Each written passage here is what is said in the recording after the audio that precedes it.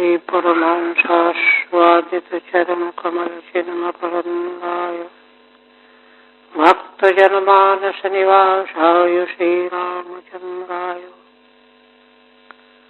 मावीषायस्य वदने लक्ष्मीर्यस्य च वक्षसि यस्यास्ते हृदये संवित्तं नृसिंहमहं भजे। विश्वसर्गविसर्गादि नवलक्षणलक्षितं श्रीकृष्णाख्यं परं धाम जगद्धाम नमामि तत्।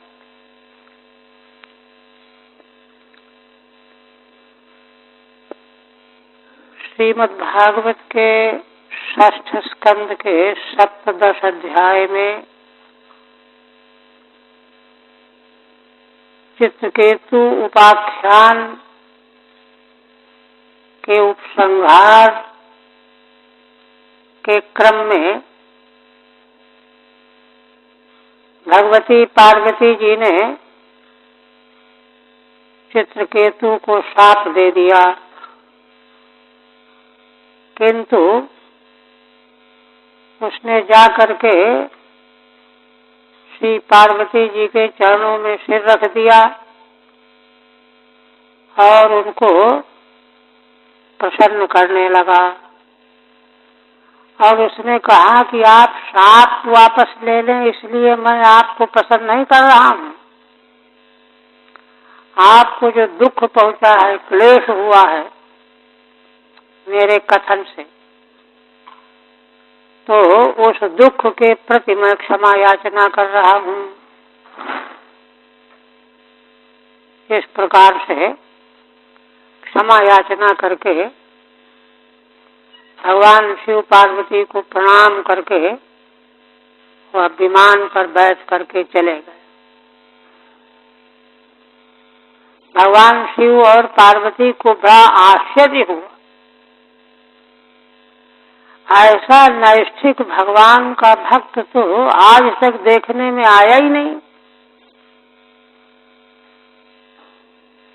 तो बड़े आश्चर्यचकित हो गए। और उसी अवस्था में भगवान श्री रुद्र ने सारी ऋषि महर्षियों की सभा के मध्य में भगवती पार्वती जी से कहा, क्योंकि यह रहस्य जो है सबके समक्ष उद्घाटन करने योग्य है। कोई ऐसी बात नहीं है कि छिपा करके कही जाए, सबको समझने की वस्तु है। इसलिए भगवान शिव कहते हैं कि हे देवी, तुमने अपनी आंखों से भगवान के भक्तों का महत्व देखा। दृष्टवत्य शिशुश्रोणी हरेरद्भुत कर्मणा। अद्भुत कर्मा भगवान नारायण के जो भृत्यों के भृत्य हैं, भृत्य ही नहीं, भृत्यों के भृत्य हैं। भगवान के भृत्य हो गए अंगिरा और नारद, उनके भी भृत्य हैं चित्रकेतु। वे कितने निष्प्रिय होते हैं, महात्मा होते हैं, उनका महात्म्य तुमने अपनी आंखों से देख लिया। एक महात्मा तो पुराणों में सुना जाता है, किंतु यह महात्मा तो दृष्टिगोचर हो रहा है। सुने हुए का तो वो तो परोक्ष ज्ञान है, किंतु नेत्र के सामने जो ज्ञान हो रहा है अपरोक्ष हो रहा है। इसलिए भगवान यही कह रहे हैं कि अपने आंखों से तुमने देख लिया, क्या महिमा है। और स्पष्ट करते हैं, नारायण परा सर्वे न कुतश्चन बिभ्यति। जिन भक्तों के हृदय में नारायण ही सब कुछ हैं, ये केवल चित्रकेतु की बात नहीं है। जितने भी नारायण भगवान के भक्त हैं वे किसी से कभी भी नहीं डरते। क्यों? डर किसको होता है? द्वितीयाद्वै भयम भवति। जो दूसरे को देखते हैं, अपने से भिन्न को देखते हैं, उनको भय होता है। तत्वज्ञानियों को तो अद्वितीय ब्रह्म के अतिरिक्त कुछ है नहीं। ऐसे ही भक्तों की दृष्टि में भी सब कुछ भगवान ही हैं। सारा विश्व ब्रह्मांड भगवान का ही स्थूल विग्रह है, ऐसा देखते हैं। तो इसलिए दूसरा तो कोई देखते ही नहीं है, तो भय का क्या कारण है? इसलिए ना कुतश्चित विभ्यति। कहते हैं कि कैसे स्वर्गापवर्ग नरकेष्वपि तुल्याथ दर्शिनः। स्वर्ग, अपवर्ग और नरक, इन समग्र स्थानों में भी वे तुल्य दृष्टि रखने वाले हैं। तुल्य दृष्टि का मतलब क्या है कि भगवत तत्व का ही दर्शन करने वाले होते हैं, इसलिए उनको भयभीत होने का प्रश्न ही नहीं है। भगवान से अतिरिक्त कोई वस्तु हो तो डर हो, जब भगवान ही भगवान है तो भगवान से डर किसी को हो नहीं सकता, इसलिए किसी से डरते नहीं हैं। श्रीमद् भागवत के ऐसे तत्व हमारे भीतर आ जाएं, भगवान से ऐसी प्रार्थना करनी चाहिए, तब वह सुख मिलेगा। भगवत भक्ति का जो सुख है वह तब प्राप्त होगा। यही तो हुआ था ना। आगे कहते हैं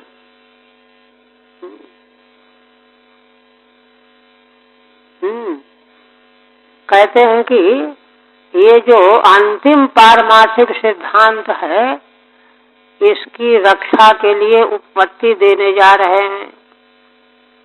भगवान रुद्र कहते हैं कि हे देवी पार्वती, देहिनाम देह संयोगात् द्वंद्वानीश्वर लीलया। जो देहधारी जीवों को देह से संयोग होने के कारण द्वंद्व प्रतीत होते हैं, और यह भी जो प्रतीति होती है जीवों को, यह भगवान की लीला से हो रही है। सुखम दुखम मृत्युर्जन्मो शापोनुग्रह एव च।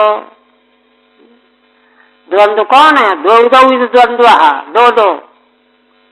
सुख और दुख एक द्वंद्व, मृत्यु और जन्म दूसरा द्वंद्व, शाप और अनुग्रह तीसरा द्वंद्व। इसी प्रकार से सारा संसार द्वंद्वों से भरा हुआ है।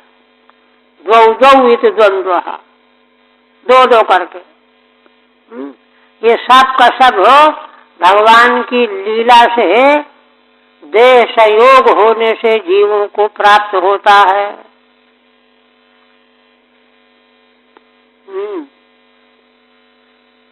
ठीक है। तत्र तदुक्तमेव हेतु माहद्वाभ्याम। यहाँ पर भगवान शिव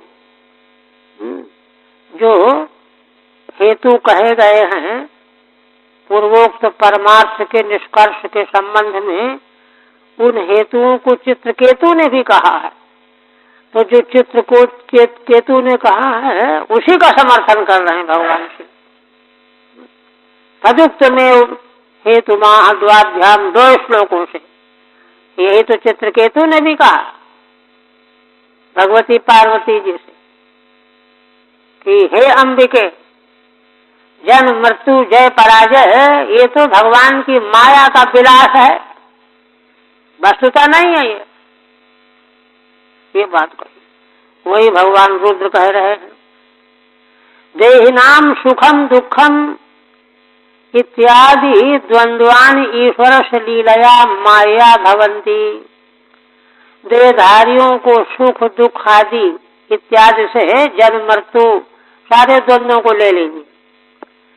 ये सब द्वंद्व ईश्वर की लीला रूप माया से हुआ करते हैं। तेषु च गुण दोष विकल्पश्चैत्यन्वयः। कहते हैं कि भगवान की माया लीला से होते हैं, तो उनको लीला रूप में नहीं समझने से सुख दुख होने लगता है, राग द्वेष होने लगता है। और उससे फिर क्लेश होने लगता है। इसलिए तेषु च गुण दोष विकल्पश्च, उनमें गुण दोष का विकल्प भी होने लगता है। जो द्वंद्व अपने को अच्छा लगता है वो ठीक, जो अच्छा नहीं लगता वो बेठीक, उसे द्वेष। फिर कहते हैं अविवेक कृतः पुरुषो ह्यर्थ भेद इवात्मनि गुण दोष विकल्पश्चो भेदेव सृजिवत् कृतः। शुद्ध वेदांत की बात कह रहे हैं।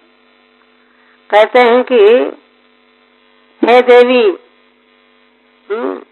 पुरुषों को अविवेक के कारण यह आत्मा में अर्थभेद दिखाई देने लगता है। हाँ, आत्मा के अलावा और कुछ है ही नहीं, किंतु अज्ञान के कारण पहले आत्मा का दिखना बंद हो जाता है ना, आवरण शक्ति माया की, और दूसरे विक्षेप शक्ति क्या करती है, जो नहीं है उसको दिखाई दे देते उसको दिखाने लगती है। तो आत्म तत्व में यह अनेक प्रकार का अर्थभेद यह अज्ञान कृत पुरुष को भासता है। एक तो ये, और गुण दोष विकल्पश्च, गुण और दोष जो है अपनी वासना के अनुरूप व्यक्ति कल्पित करता है। भाई ये सवारी अच्छी है, ये ठीक नहीं है, हाँ? तो अपनी वासना के अनुरूप गुण दोष के विकल्प की कल्पना करता है। और ये सब है, सबका सब अविवेक कृत।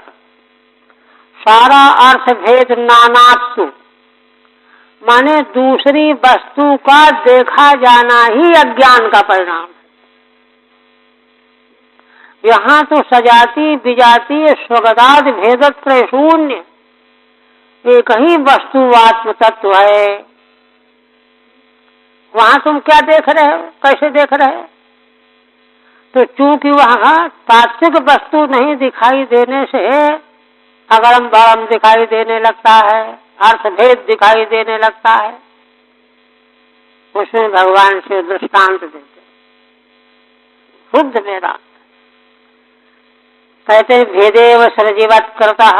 सृज माने माला में, माला कहीं रास्ते में किसी की गिर पड़ी, अंधेरा हो गया, निकलने वालों को लगा कि अरे सांप पड़ा हुआ। कोई देखता है कि नहीं किसी का डंडा गिर गया है, कोई कहता है कि नहीं जमीन फटी हुई है। इस तरह के अनेक विकल्प, देखिए कितने प्रकार के विकल्प हो गए। उन दृष्टाओं की अपनी अपनी दृष्टि जैसी जैसी वासनामयी थी वैसी वैसी वस्तु वहां दिखाई देने लगी, किंतु वह है एकमात्र माला ही। ऐसे ही समूचे समग्र विश्व ब्रह्मांड में आत्मा से अतिरिक्त कोई वस्तु है नहीं भिन्न रूप में, किंतु आत्मदर्शन के अभाव में, आत्मदर्शन रुक जाने से, आवृत हो जाने से सब उपद्रव ही उपद्रव दिखाई देता है। यह है भेदेव सृजिवत् कृतः। सृजि माने मालायाम यथा भेदः, है ना। ऐसे जो है पुरुष के अविद्याकृत अज्ञानकृत यह नानात्व अर्थ भेद आत्मा में भासमान हो रहा है।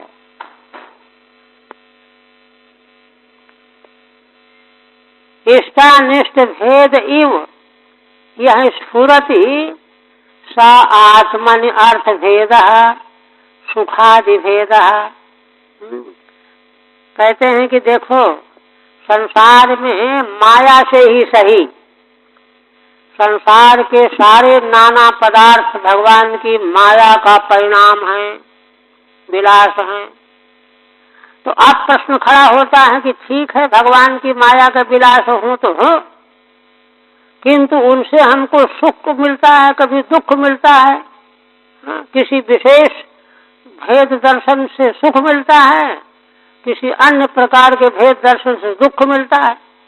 ये क्यों होता है? इसका कारण क्या है ना? तो कहते हैं कि इष्टानिष्ट भेदैव, इष्ट और अनिष्ट का जो भेद है यह जो स्फुरित होता है, ये देखिए श्रीधर स्वामी कहते हैं कि इष्ट अनिष्ट जो स्फुरित होता है वो है नहीं, इसलिए यूं कह रहे हैं इष्ट है या अनिष्ट है नहीं। इष्ट जैसा अनिष्ट जैसा इव यह स्फुरति भेद स्फुरति स आत्मनि अर्थ भेद सुखादि भेद पुरुषः, वह आत्मा में अपने स्वरूप में अर्थ भेद, अर्थ भेद माने वस्तु भेद, सुखादि भेद, पुरुषः स्वप्ने यथा अविवेक कृतो भवति, जैसे पुरुष को स्वप्न में अविवेक के कारण होता है। स्वप्न में क्या होता है? देख रहा है कि अरे शेर ने आक्रमण कर दिया, अब तो मर जाएंगे, लगा चिल्लाने, भागने लगा, बचाओ बचाओ, है कुछ नहीं वहां। इस प्रकार से स्वप्न में जैसे कुछ भी न होने पर भी अविवेक कृत इष्ट अनिष्ट का भान होता है, स्मरण होता है, ऐसे ही इस प्रत्यक्ष जगत में भी इष्ट अनिष्ट के विषयों की प्रतीति स्वप्न की तरह से है नहीं कुछ वहाँ। स्वप्न में जैसे रहता कहाँ कुछ है, किंतु प्रतीति बिल्कुल होती है, ऐसा हो गया वैसा हो गया। दृष्टांत वैसे ही सृजीवत सर्पमालादिभिर यथा तथैव कृत इत्यर्थः। सर्पमालादिभि है ना, सर्पमाला माने माला में सर्प, तो सृज माने माला होता है, माला में सर्प की प्रतीति। तो जैसे यथा तथैव कृत इत्यर्थः, वहाँ नहीं होने पर भी माला में सर्प है थोड़ा ही, किंतु प्रतीत होता है। क्यों प्रतीत होता है? क्योंकि माला नहीं दिखाई देती। माला दिखने लगे तो सर्प प्रतीत न हो, उसी तरह से तत्व अगर दर्शन प्राप्त हो जाए कि तत्व है क्या, तो भेद का दर्शन रुक जाए, बंद हो जाए। सृगवदिति वक्तव्य सृजीवदित्यार्थम। श्रीधर स्वामी कहते हैं कि मूल में सृजीवत कहा गया है ना, बल्कि यहाँ पर होना चाहिए सृगवत, है ना। यहाँ पर जाको कुत होकर के गा हो जाना चाहिए चोरकों से, किंतु आर्ष प्रयोग है इसलिए कुत नहीं हुआ।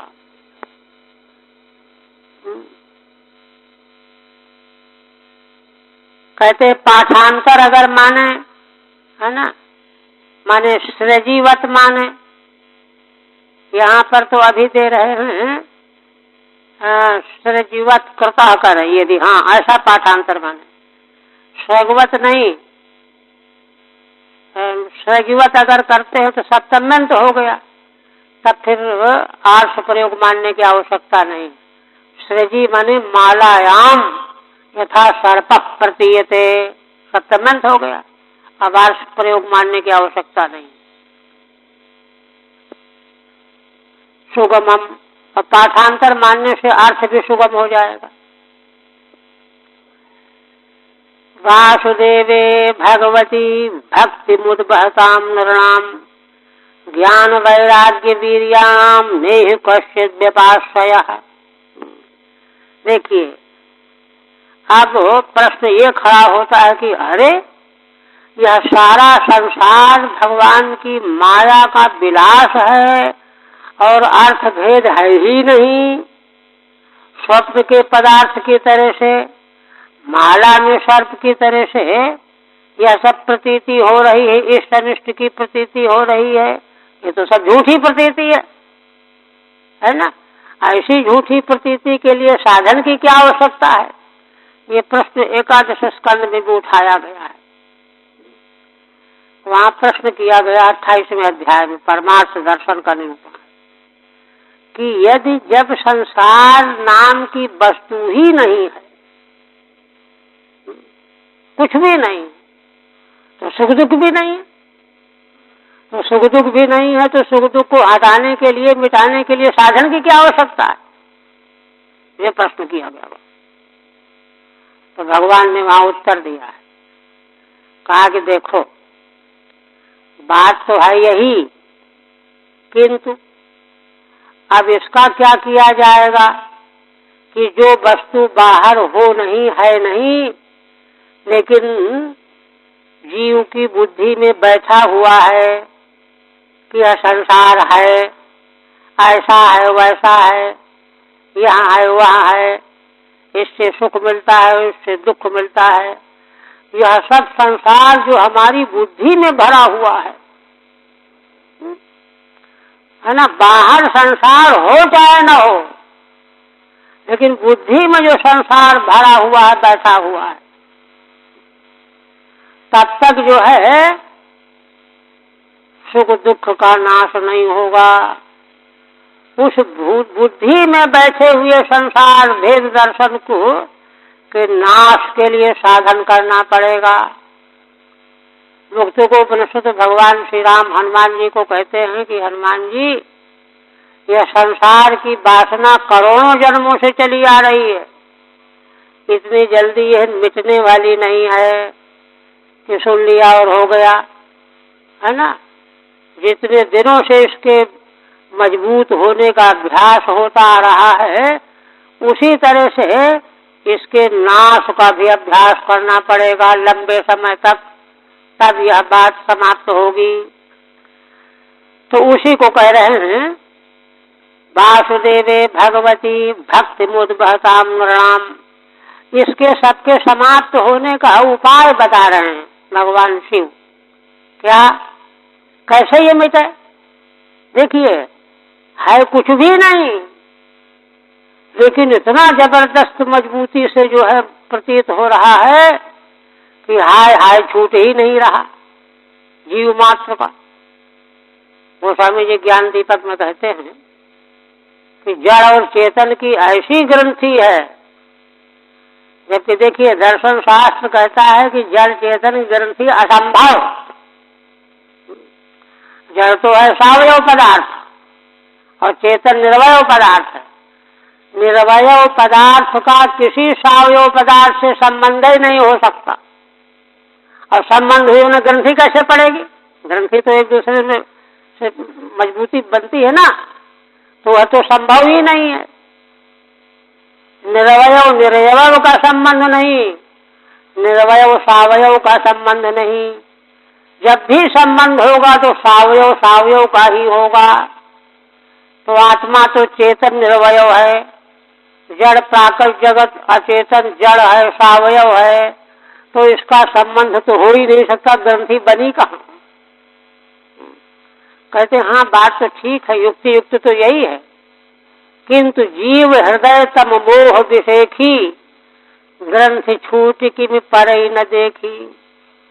जीव के हृदय में अज्ञान का अंधेरा इतना विशेष जमा हुआ है, घोर अंधकार, उसको ग्रंथि दिखाई ही नहीं देती, छूटे कैसे?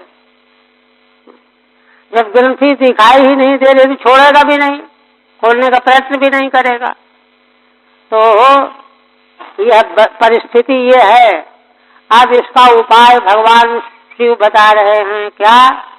वासुदेवे भगवती भक्ति मुद्भताम नृणाम।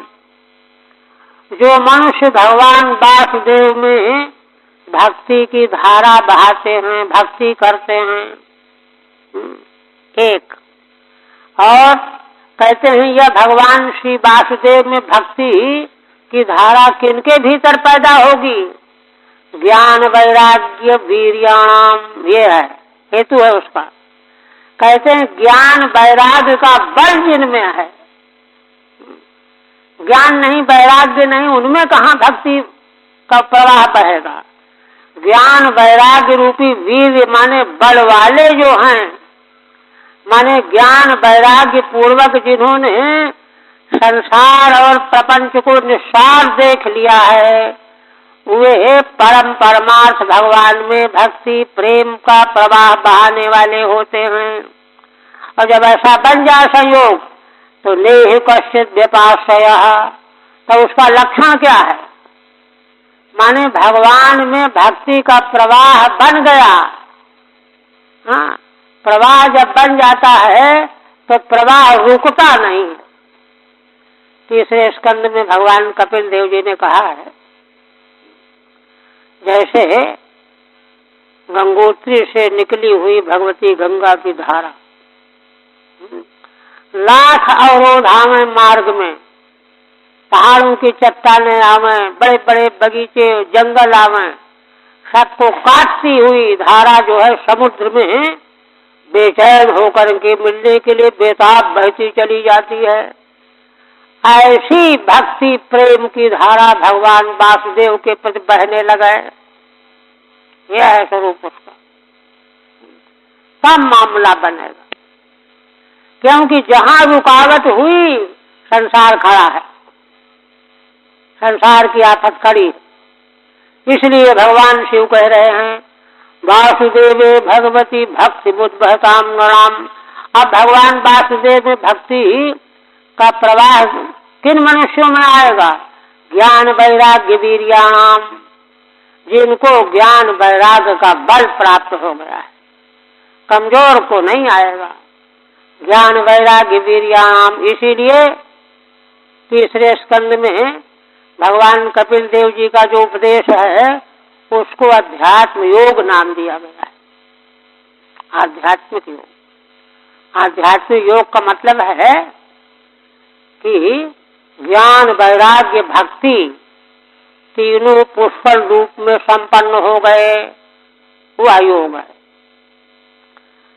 नेह कश्चित विपाश्रयः, ऐसे जो महान पुरुष भगवान के भक्त हैं, ज्ञान वैराग्य का बल संपन्न है किए हुए हैं, उनको कोई भी वस्तु व्यपाश्रय माने आश्रय लेने के लिए नहीं होती। माने कुछ और है ही नहीं, होता ही नहीं है।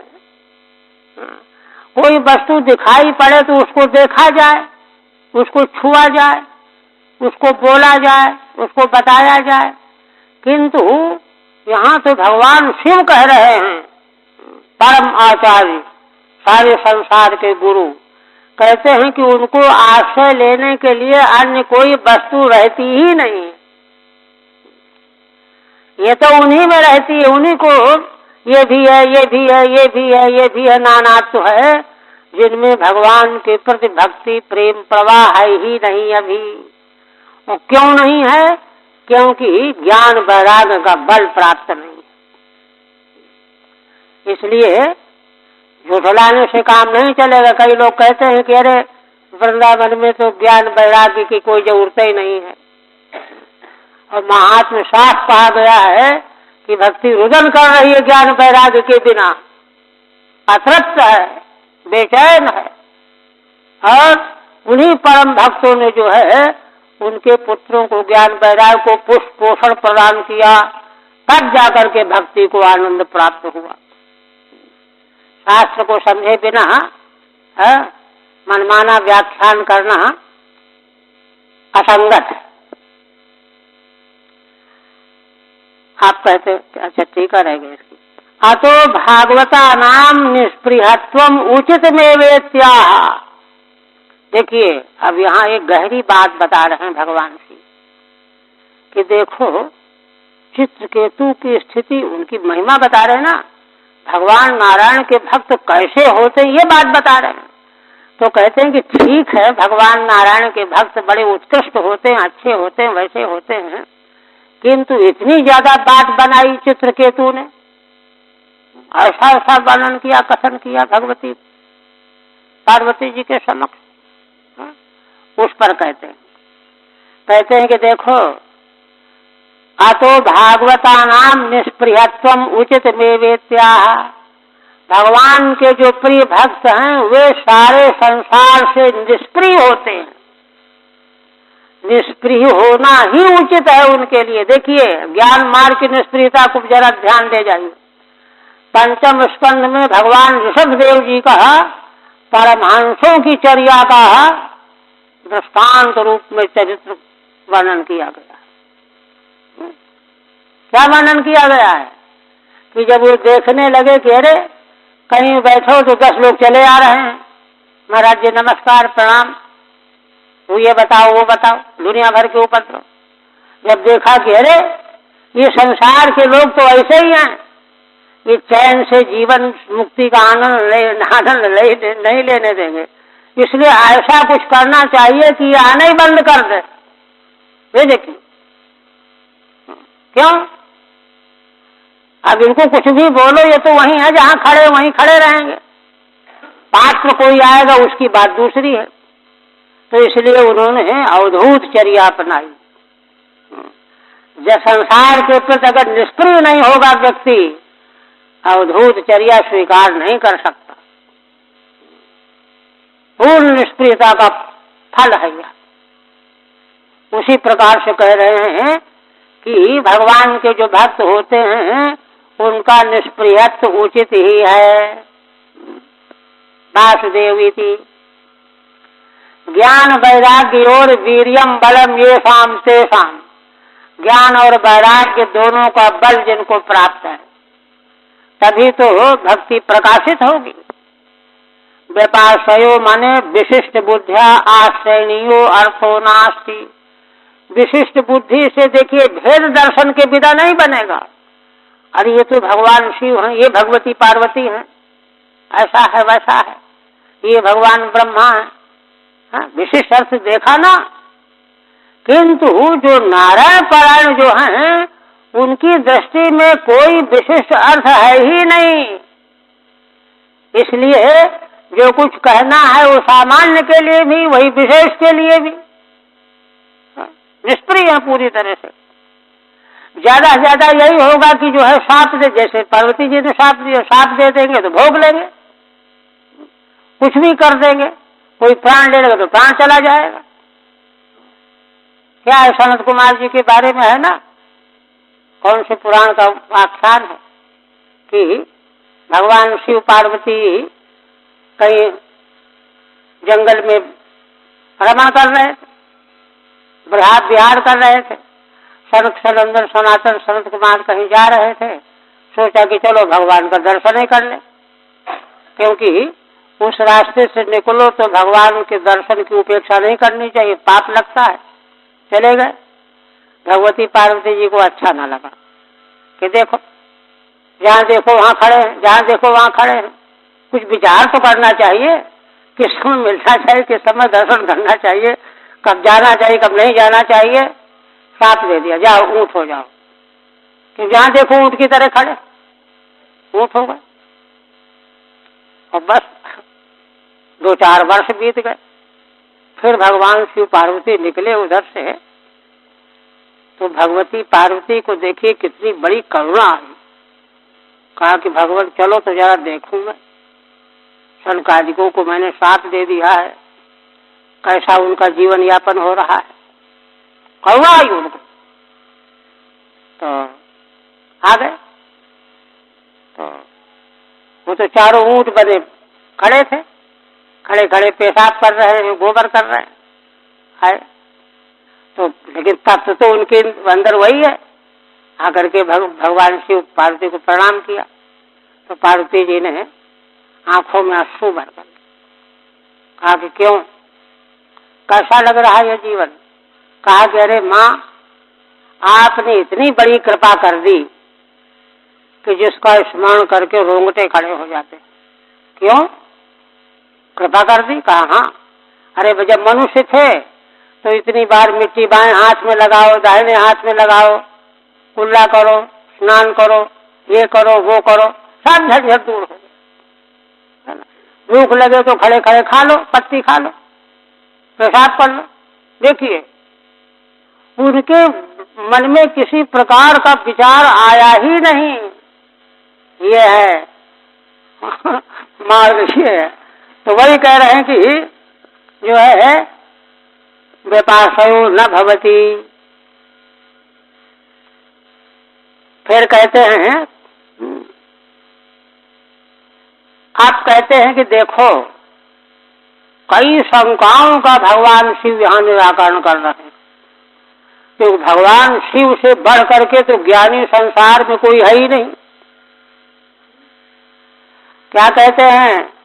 कहते हैं कि देखो देवी, न हम विरिंचो न कुमार नारदौ न ब्रह्मपुत्रा मुनय सुरेशा वेदाम यस्ते हित मंसकांसका न तत्स्वरूपम पृथ्वी समानिना। असल में भगवान नारायण के जो लीला चरित्र हैं उनको मैं, विरिंच माने ब्रह्मा, सनकादि कुमार, नारद, ब्रह्मा जी के भृगुवादि पुत्र मुनि, सुरेश देवताओं के नियामक ईश्वर, ये कोई भी नहीं जानते। विदाम यस्य हितम, जिन भगवान के लीला चरित्रों को ये सब नहीं जानते, अब इनसे बढ़ के कोई जानने वाला कहाँ से आएगा? कोई भी नहीं है।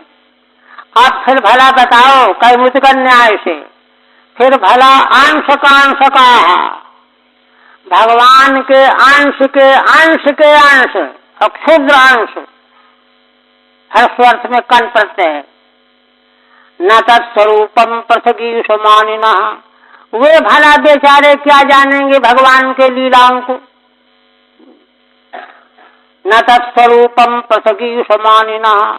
एक बात और है, क्योंकि ये सब हैं तो ऐसे ही, किंतु अपने को भगवान से पृथक समर्थशाली सामर्थ्यशाली मानने वाले, इसलिए वे तो कथम भी नहीं जान सकते। वे कैसे जान सकते हैं? तात्पर्य क्या है? तात्पर्य है कि असल में संसार में भगवान का अवतार, भगवान का अनुग्रह और भगवान के भक्त, इनकी लीलाएं जो हैं बड़ी विलक्षण अद्भुत होती हैं। भगवान के ही विलक्षण महिमामय गुण उनके भक्तों में संक्रमण कर जाते हैं, आ जाते हैं। तो इसलिए उनके भी समग्र गुणों को कोई नहीं जान सकता।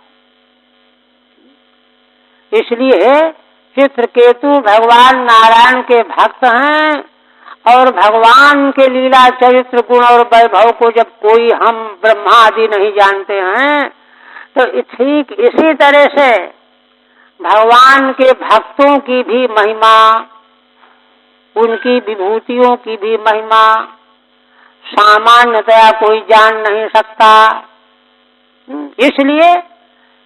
इसलिए दूसरे लोग आश्चर्यचकित होते रहते हैं, आश्चर्यचकित हो जाते हैं कि अरे ये कैसे है, ये कैसे है। किंतु बात यहाँ यह है कि भगवान के भक्तों में भी भगवान जैसे गुणों का संक्रमण हो जाता है। ये बात दूसरे की, भगवान के गुण तो अनंत होते हैं, भक्तों के गुण अनंत तो नहीं हो सकते, किंतु वे गुण उनमें आ जाते हैं।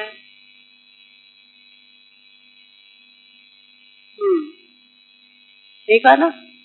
अशुच हरिदासत्वेन तत्स्वभावत्वात् नैतच्चित्रमिति वक्तुम हरिर् महात्मा।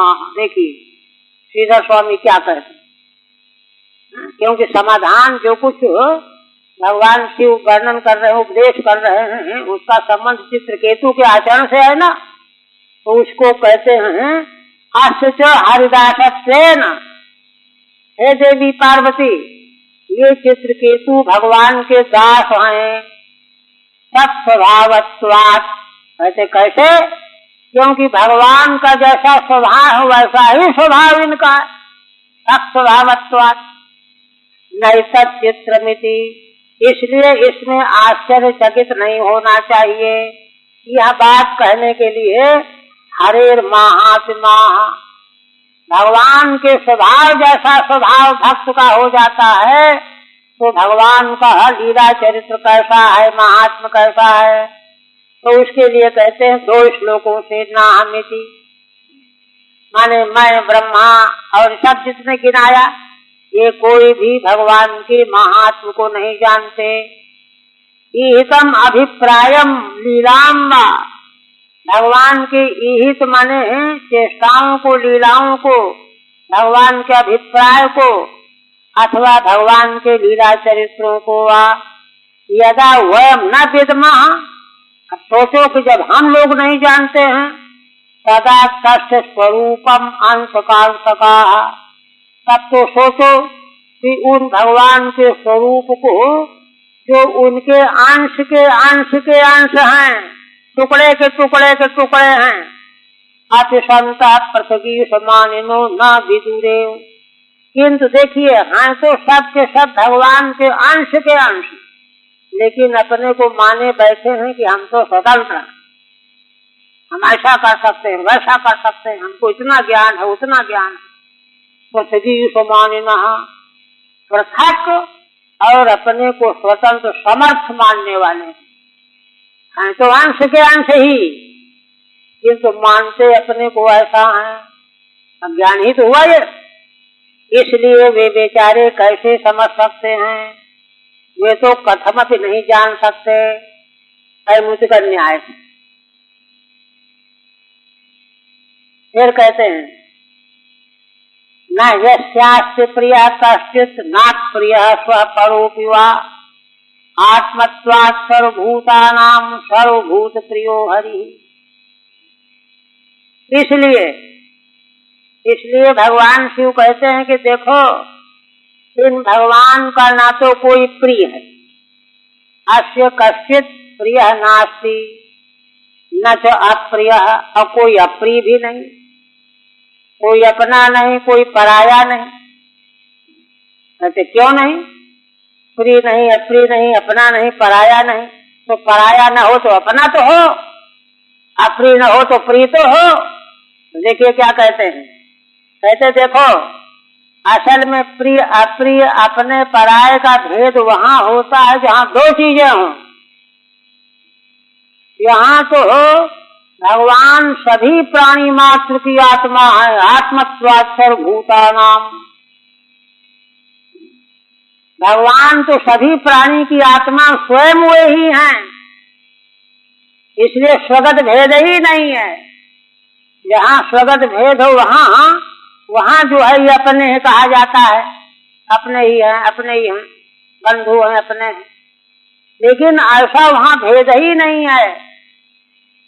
भगवान की व्यापकता का वर्णन करना, इसलिए सर्वभूत प्रियो हरि, और सारांश में श्री भगवान हरि सभी प्राणी मात्र को प्रिय है, सर्वभूत प्रिय है भगवान, सर्वभूत प्रियो हरि। भगवान श्री राम का परिचय दिया विश्वामित्र जी ने, जब जनक जी ने पूछा तो उन्होंने उत्तर दिया, ये प्रिय समय जहां लगी प्राणी। अरे इनका परिचय पूछ रहे हो, इनका परिचय एक सूत्र में समझ लो, ये जहां तक प्राणी जहां तक निवास करते हैं ये सबके प्रिय हैं, माने सबकी आत्मा है, आत्मा ही सबको प्रिय होता। तो इसलिए सर्वभूत प्रियो हरि, प्राणी मात्र के भगवान श्री हरि प्रिय हैं। अतएव हरिरपि सर्वेषां भूतानां प्रियः, इसलिए भगवान श्री हरि भी सभी प्राणी मात्र के प्रिय हैं। परिचय है भगवान, तस्य चायं महाभागश्चित्रकेतुः प्रियोऽनुगः सर्वत्र समुद्रक्षान्तो ह्ययं चैवाच्युत प्रियः। कहते हैं कि हे देवी पार्वती जिसको कहते हैं कि ऐसे उन भगवान का यह प्रिय है। चित्रकेतु महान भाग्यशाली है, चित्रकेतु प्रिय है भगवान का, और अनुग माने अनुयायी है, अनुसरण करने वाला है, भक्त। सर्वत्र समुद्र शांतो, और सर्वत्र समान दृष्टि रखने वाला है, शांत है। यम चैवाच्युत प्रिय, और देखो मैं भी अच्युत भगवान को बड़ा प्रिय हूँ, ये कहते हैं अच्युत भगवान को मैं भी बहुत प्रिय हूँ। भगवान शिव और भगवान की प्रियता तो पुराणों में सब जगह प्राय सभी पुराणों में वर्णन की गई। गोस्वामी जी तो कहते हैं कि शिव जो ही मम दास कहावा, सो नर सपने मोहि न भावा। वेदों के वाक्य है, मंत्र हैं, इसलिए मैं भगवान को बहुत प्रिय हूँ। तो देखिए इससे बात क्या ध्वनित हुई, इसीलिए मैंने उसके परिहास और आक्षेप को बुरा नहीं माना। मैं भी भगवान का प्रिय, ये भी भगवान का प्रिय, हम तो एक ही हो गए। अच्छा, दैवाच्युत प्रिय है। अच्छा, 34वां, ठीक। अहम चैवाच्युतस्य प्रियः तस्मान् ममास्मिन् क्रोधो न भूदिति भावः। इसलिए सार क्या है, इसीलिए मुझे चित्रकेतु पर क्रोध नहीं हुआ, है ना। जिसके प्रति प्रियता का भाव होता है उसके प्रति क्रोध थोड़े होता है। आप कहते हैं तस्मान्न विस्मय कार्य पुरुषेषु महात्मसु महापुरुष भक्तेषु शांतेषु समदर्शेषु। उपसंहार कर रहे हैं कि देखो, माने भगवान शिव ने कोई उनसे प्रश्न करता तो उसका उत्तर भी दे दिया कि भगवान ने कोई बुरा नहीं माना, जो कुछ भी उसने बकवास किया। और आप क्या कहते हैं कि सारी सभा विस्मित थी, उसके आचरण को देख करके भगवती पार्वती की तो बहुत विस्मय भरी हुई थी। उनके विस्मय पर ही दृष्टि ले जा करके तो भगवान शिव उनका समाधान कर रहे हैं। समाधान का अंतिम सारांश है तस्मान्न विस्मय कार्य पुरुषेषु महात्मसु। इसलिए हे देवी, महान पुरुषों में कभी विस्मय नहीं करना चाहिए। महापुरुष भक्तेषु शांतेषु समदर्शेषु। देखिए दो बातें, माने जो महान पुरुष हैं, महात्मा हैं, महात्मा रूप पुरुष हैं, उनके कुछ विस्मय नहीं करना चाहिए। और फिर जो महापुरुषों के भक्त हैं और अत्यंत शांत हैं, समदर्शी हैं, उनमें तो विस्मय कथमत नहीं करना चाहिए। इसलिए तुम कोई आश्चर्य न करो, ये कहा। श्री सुकवाच, अब भगवान सुखदेव जी कह रहे है ना, इति श्रुत्वा भगवतः शिवस्य उमाभिभाषितम् बभूव शांत धीराजन देवी विगत विस्मया। भगवान सुखदेव जी कहते हैं कि राजन, इस तरह से भगवती उमा ने भगवान का जब भाषण सुना चित्रकेतु के संबंध में और भगवान के संबंध में, तब तो इनकी बुद्धि शांत हो गई, नहीं तो उथल पुथल मचाता। बभूव शांत धीराजन देवी विगत विस्मया। अब उनका सारा विस्मय जाता रहा। क्यों? भगवान की महिमा समझ में आ जाते फिर विस्मय काहेगा। और वह भी भगवान शिव के मुख से। भगवान के संबंध में विस्मय तो देखिए सती जी को हुआ, जब देखा कि जंगल में भगवान सीता जी के वियोग में विरहित होकर के दुखी होकर के जा रहे हैं, ढूंढ रहे हैं, पूछ रहे हैं वृक्षों से, उनको संदेह हो गया और शिव जी ने उनको प्रणाम किया था। तो सती देवी ने कहा कि ये क्या किया आपने? है कि ये तो भगवान है, तो ऐसा क्यों कर रहा? तो बहुत समझाया, लेकिन उनको संदेह गया नहीं, परीक्षा लेने के लिए पहुंच गई। और उसके बाद जो है दक्ष वाली घटना घट गई थी, उनको योगाग्नि में शरीर जला देना पड़ा। ये पार्वती के रूप में जब प्रकट हुई और पुनः भगवान शिव के साथ विवाह हुआ, तो फिर व्यवस्थित हो जाने के बाद उन्होंने भगवान के संबंध में प्रश्न, तो भगवान शिव ने कहा कि देखो सती है ना पूर्व जन्म की, तो संदेह कितना गहन होता है, गहरा होता है कि जन्म बदल गया लेकिन संदेह नहीं गए। वहां कहते हैं अजहू न शंका मिटत तुम्हारी, अभी शंका तुम्हारी नहीं मिट रही। तब फिर कहा कि भाई शंका ऐसे नहीं मिटेगी, तुम भगवत चरित्र का श्रवण करो। भगवान के समग्र चरित्र का उपदेश यहीं से तो रामायण हुई है।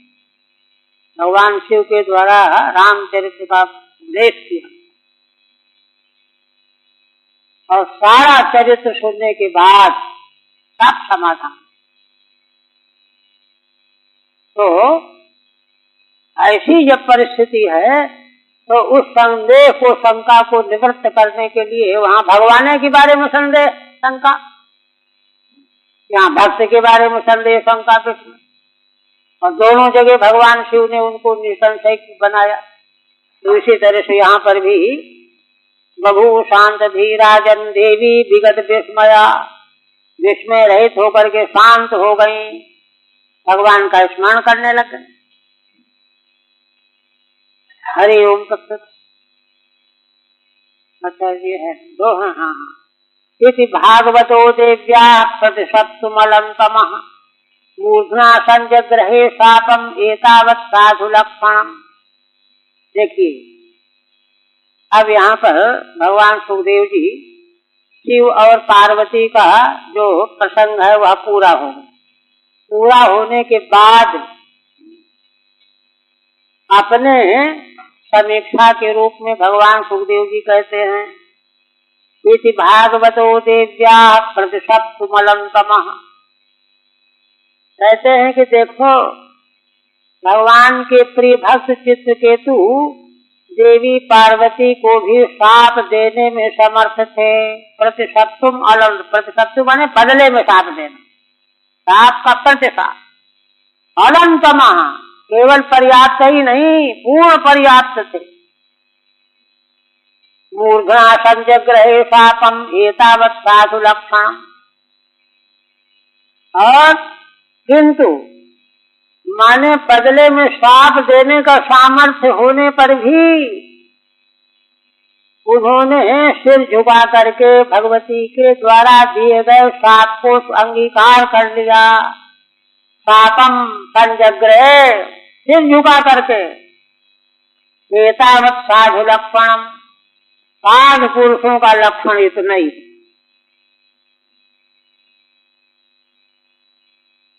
प्रतिशातम दातुम अनंतमः समर्थतमोपि, समर्थ होते हुए भी। आप जो प्रश्न था महाराज परीक्षित का, उसका आप समाधान पूरा हो रहा है। यज्ञे त्वसुर दक्षिणाग्नौ दानवीं योनिमाश्रितः वृक्ष इत्यभिविख्यातो ज्ञान विज्ञान संयुतः। वे ही चित्रकेतु त्वष्टा के द्वारा दक्षिणाग्नि में दानवीय योनि को प्राप्त होकर के प्रकट हुए, जन्म लिया। वृक्ष इत्यभिविख्यात, और वृक्ष के नाम से विख्यात हुए। ज्ञान विज्ञान संयुतः, और वृक्षासुर के रूप में दानवी योनि में प्रकट हुए, किंतु ज्ञान विज्ञान से संयुक्त होकर के प्रकट हुए। इसीलिए वृक्षासुर का वक्तव्य वहाँ इंद्र के प्रति उद्गार बड़ा उच्चतम कोटि का है कि देवताओं में भी वैसा संभव नहीं देखा जाता।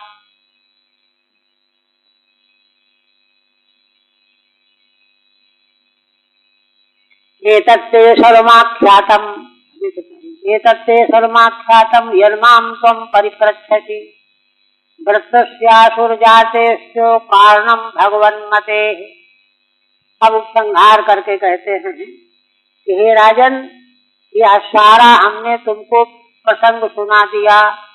यन्मां त्वं परिपृच्छसि, जो तुम मुझसे पूछना चाहते हो, है ना। वृत्तस्यासुर जातेश्च, वृत्तासुर जैसा भगवत परायण व्यक्ति असुर जाति में क्यों आया?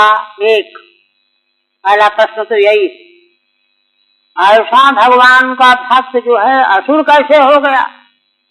अच्छा असुर हो गया तो असुर जैसा नहीं रहा। कारणम भगवान मते, असुर हो करके भी भगवान की मति उनकी गई नहीं।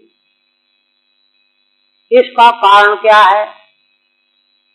असुर जाते है असुर भावे न उत्पत्ते है, असुर भाव से उत्पन्न हुआ भगवती मतेश्यो, किंतु आसुरी उत्पत्ति होने पर भी भगवान में मति सुदृढ़ बनी रही। आप कहते हैं इतिहासमिमं पुण्यम चित्रकेतुर महात्मनः महात्म्यम विष्णु भक्तानां श्रुत्वा बंधात् विमुच्यते। भगवान सुखदेव जी कहते हैं कि राजन, यह इतिहास बड़ा पुण्य है। चित्रकेतु महात्मा चित्रकेतु का यह इतिहास वृत्तांत, इतिहास माने इतिहास इतिहास, ऐसी घटना हुई थी।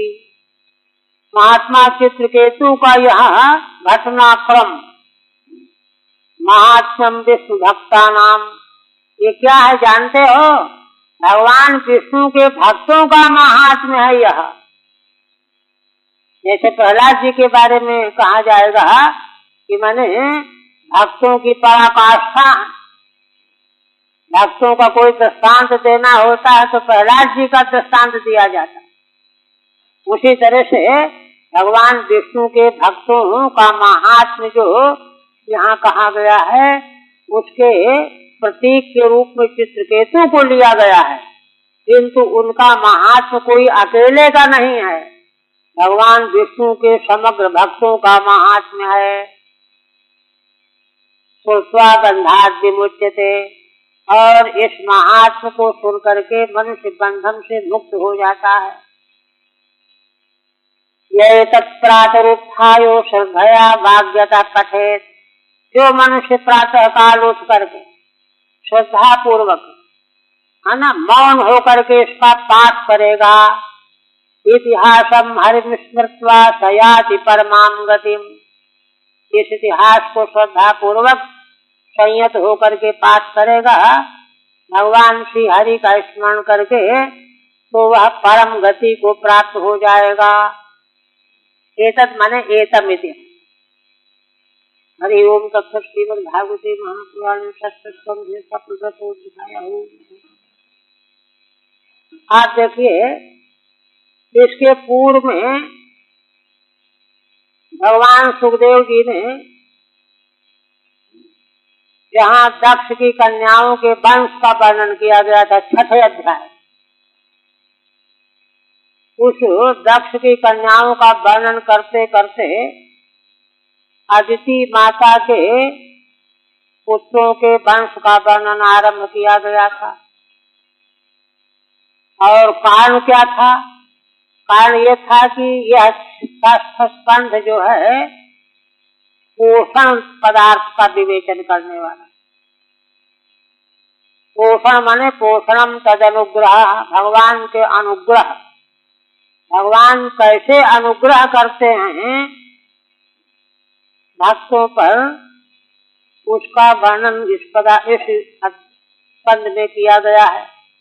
तो मनुष्य योनि में तो अजामिल के प्रति भगवान का अनुग्रह कैसे हुआ, उनका उद्धार हुआ, और देवताओं की योनि में देवराज इंद्र पर भगवान का अनुग्रह कैसे हुआ।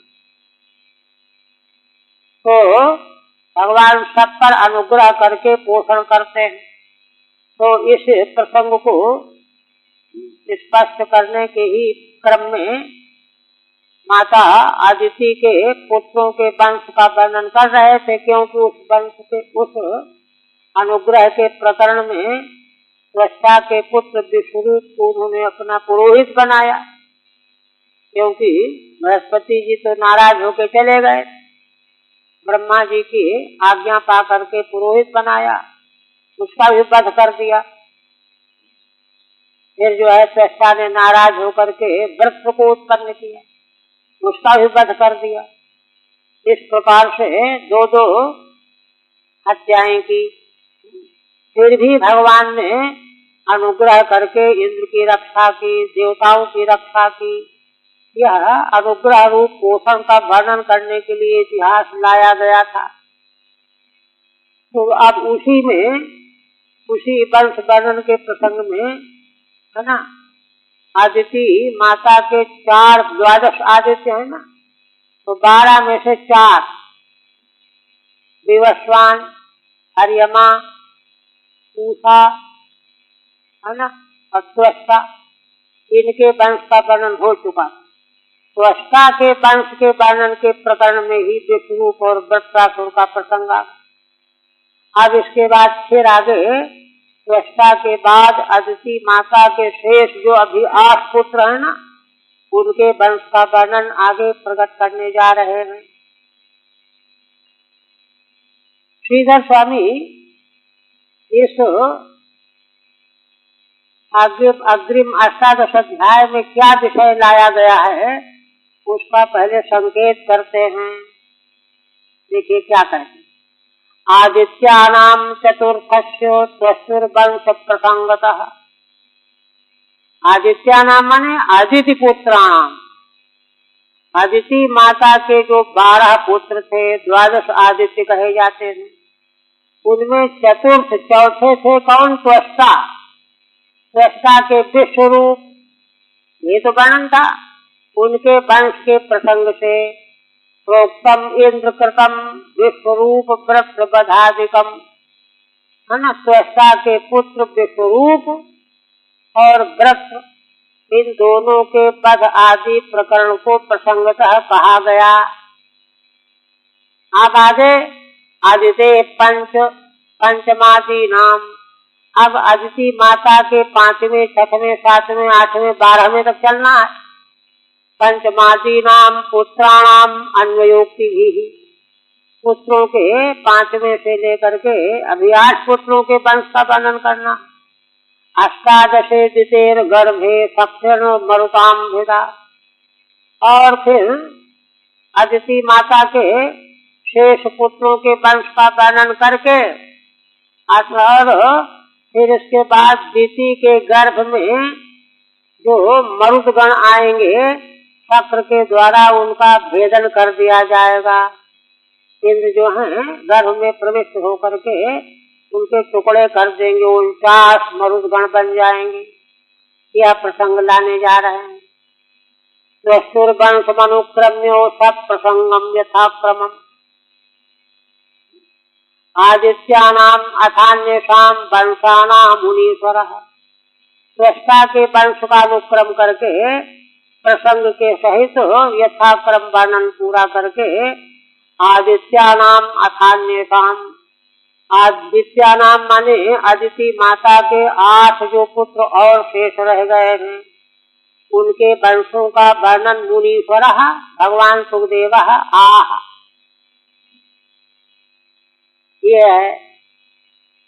तो आगे जो है त्वष्टा के बाद कह रहे हैं, अब मूल में प्रश्निष्ठ श्री शुकवाद। प्रश्निष्ठ पत्नी सवितु सावित्रीम व्याहृतिम त्रयीम अग्निहोत्रम पशुम सोमम चातुर्मास्यम महामखान। अदिति माता के 5वें पुत्र थे प्रश्नि, सविता। सविता की पत्नी का नाम था प्रश्नि। सविता 5वें पुत्र थे अदिति देवी के, उनकी पत्नी का नाम प्रश्नि था।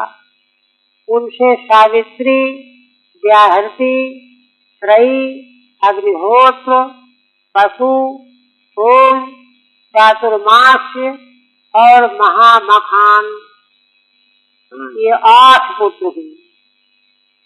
सविता की पत्नी प्रश्नि से 8 पुत्र प्रकट हुए। ठीक है। दक्ष कन्या न्यायानुकथने, दक्ष की 60 कन्याओं का प्रसंग कहा गया था ना, तो उनके वंशों का अनुक्रम कथन करते समय आदित्याः 12 पुत्राः प्रोक्ताः, अदिति माता के 12 पुत्र बताए गए थे, है ना। वो श्लोक भी दे रहे हैं। विवस्वान अर्यमा पूषा त्वष्टा अथ सविता भगः धाता विधाता वरुणो मित्र शक्र उरुक्रमा। ये हो गए 12। ये 12 पुत्र अदिति माता के पुत्र थे। तत्र षष्ठाध्यायांतम आरभ्य, इनमें से 6वें अध्याय के अंत में आरंभ किया गया था आदित्यों का वंश। विश्वरूप वृक्ष चित्रकेतु पाक्षानैहि, विश्वरूप वृक्षासुर चित्रकेतु इन 3 उपाख्यानों के द्वारा वस्तुर वंश मनुवर्ण्य, त्वष्टा का वंश अब तक वर्णन किया गया था। इदानीम सवितुर वंशमाह, अब 5वें पुत्र सविता के वंश का वर्णन कर रहे हैं। प्रश्निष्ठीति, सविता की पत्नी का नाम प्रश्नि था। उनसे सावित्री इत्यादिषु प्रासूत इत्युत्तरस्यानुषंगः, प्रासूत इस क्रिया में अन्वय है ना। ये सब अधिष्ठात्र देवता। पशु माने पशुयागम, पशु शब्द का अर्थ है पशुयाग। महामखान माने पंच यज्ञ, महायज्ञ कहते हैं ना,